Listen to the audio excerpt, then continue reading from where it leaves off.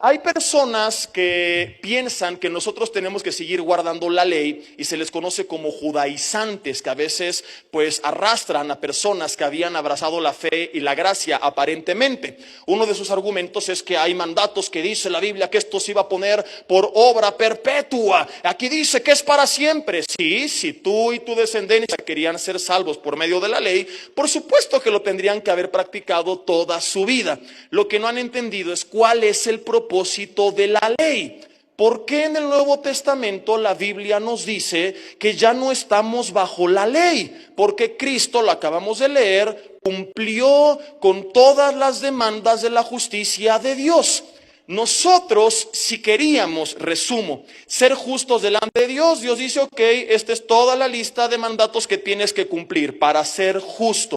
Nosotros no pudimos, ni podíamos, ni podremos jamás cumplir con todas estas demandas que se establecían en la ley. Cristo entonces, como hoy veremos más adelante, viene y en nuestro lugar cumple con toda la ley. Cuando Él dijo que Él no vino a abrogar la ley, muchos dicen, ya ves, significa que sigue vigente. No, Él como persona no la vino a anular, es lo que significa esta palabra en griego, que Él no vino como persona a no cumplirla, sino al contrario, a cumplirla.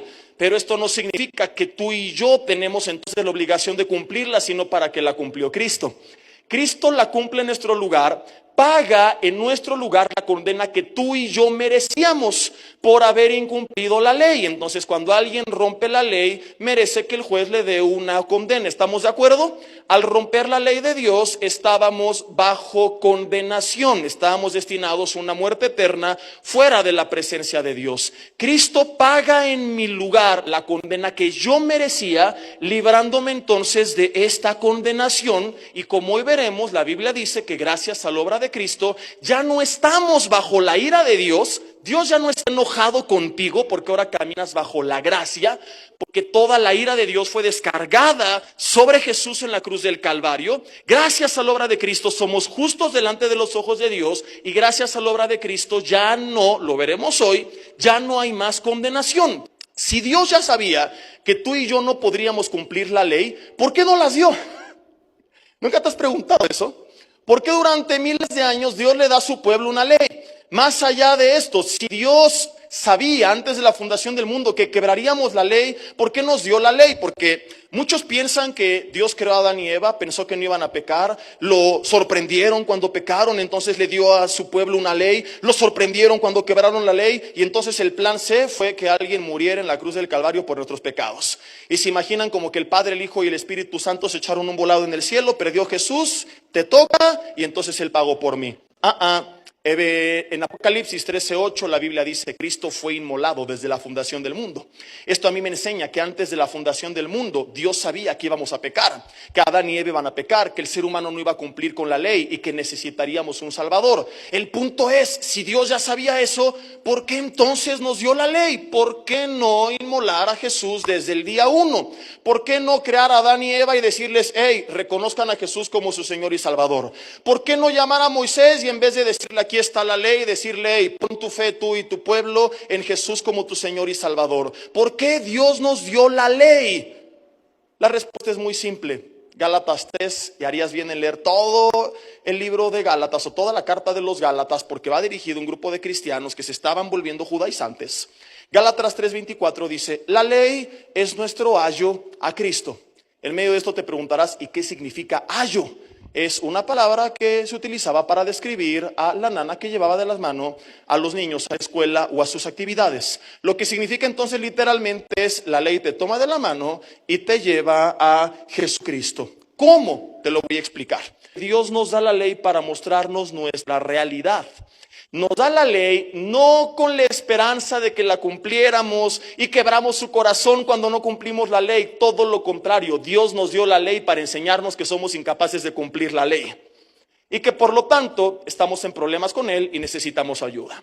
Si yo acabando el servicio te doy una tarjeta de un abogado y te digo, llámale para que te defienda porque estás en problemas y tú no has cometido ningún crimen, ¿qué me dirías? Y es que estás loco.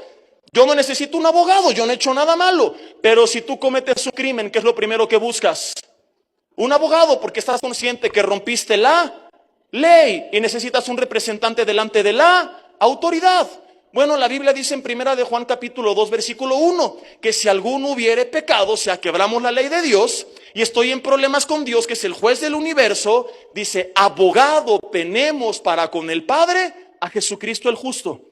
Dios dice, pecaste, sin mí, sin Cristo, estás perdido, condenado a una destrucción eterna, pero en Cristo puedes encontrar un abogado que te auxilie, que te represente delante de Dios. Entonces Cristo, al pagar por nuestros pecados y al cumplir la ley que nosotros no podíamos cumplir, se presenta delante de Dios en nuestro lugar, y al pagar Él por mí, me da a mí el lugar de justo, como lo vemos delante de Dios.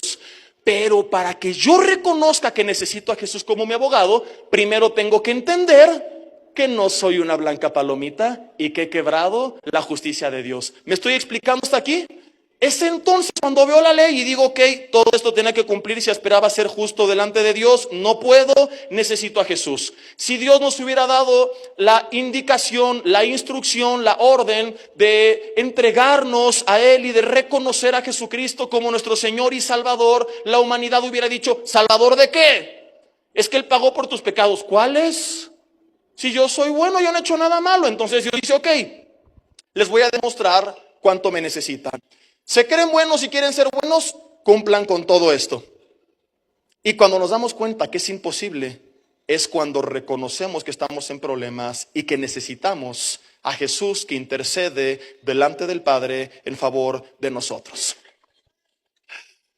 Lo primero que Cristo hace por ti y por mí es justificarnos. Nos presenta delante de Dios y dice, ante los ojos de Dios ya no hay taches. ¿Por qué? Porque yo los borré con mi sangre en la cruz del Calvario. El acta de decretos que nos era contraria, dice Colosenses 2, esa lista que decía todo lo que habías hecho, Cristo la anuló en la cruz del Calvario. Dios nos ve ahora sin culpa, sin pecado, sin mancha, sin contaminación, porque nos ve a través de su Hijo Jesucristo. Nos ve a través de la obra de Cristo Jesús en la cruz del Calvario. Tú tienes que entenderlo. Sigo pecando, pero ante los ojos de Dios, ahora yo soy declarado justo.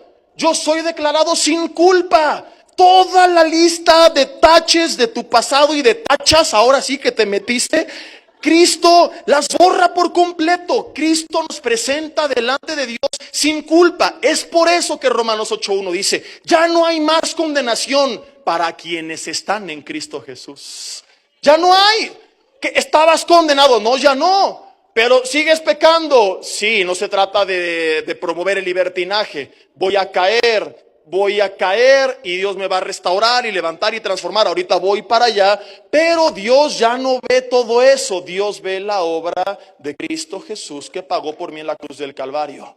Si tú sigues viendo como la esposa de Lot hacia atrás, lo que hiciste, que yo maté, robé, forniqué, violé, me violaron, te vas a perder lo que Dios tiene por delante. Dios hoy te dice, ok, lo que hiciste, lo que te hicieron, no estuvo padre, pero ¿qué ganas viendo al pasado? Te conviertes como la mujer de Lot en estatua de sal. Mejor mira para adelante, que lo que tengo para ti ahora va a ser glorioso, porque yo estoy contigo.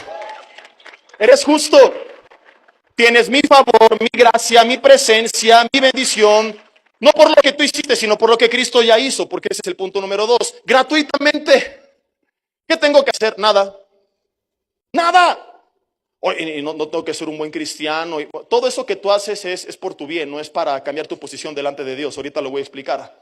Pero muchos creen que es a medida que leo la Biblia, me congrego, me discipulo. No, todo eso, insisto, es para tu beneficio, es porque tú eres bendecido. Ahorita lo voy a explicar. Pero muchos piensan que esto es lo que cambia su posición delante de Dios. Señor, ya oré tanto tiempo, ya me sé la Biblia, ya acabé el ITI, ya le prediqué a no sé cuántas personas. Señor, mira lo que hice. Oye, los fariseos se dedicaban a tratar de cumplir con toda la ley de Dios. Y mira cómo Jesús les habló. Porque ignoraban, como lo leímos, la justicia de Dios y querían establecer la suya propia. La justificación es algo gratuito. Es algo que tú únicamente tienes que aceptar.